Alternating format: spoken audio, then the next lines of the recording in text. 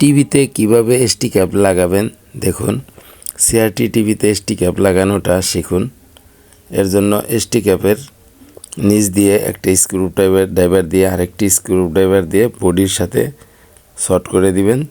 তাহলে এখানে কারেন্ট থাকলে সেটা শেষ হয়ে যাবে।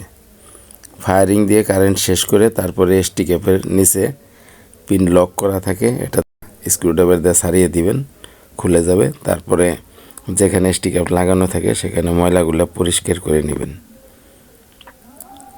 এসটি ক্যাপ ফায়ারিং হলে এভাবে এসটি ক্যাপ চেঞ্জ করে টিভির ফায়ারিং থামাবেন।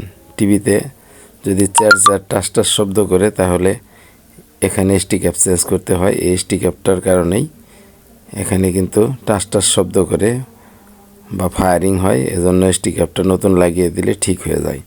এভাবে আপনারা এসটি ক্যাপ লাগাবেন। এখানে একটি এসটি ক্যাপের পেস্ট দিয়ে দিবেন। দেখেন এখানে আমি এসটি ক্যাপের পেস্ট লাগিয়ে দিতেছি। পেস্ট দিয়ে তারপর এটার পিন বসিয়ে লাগিয়ে ফেলবেন। দেখেন আমি এসটি ক্যাপটি লাগিয়ে ফেললাম। এভাবে সুন্দর করে এসটি ক্যাপ আপনারা নিজেরাই লাগাতে পারবেন যেভাবে আমি লাগাইলাম। ভিডিওটি ভালো লাগলে দিল ইলেকট্রনিক্স চ্যানেলটি সাবস্ক্রাইব করে বেল বাটন ক্লিক করে রাখুন। শেয়ার করে পাশে থাকুন। ধন্যবাদ।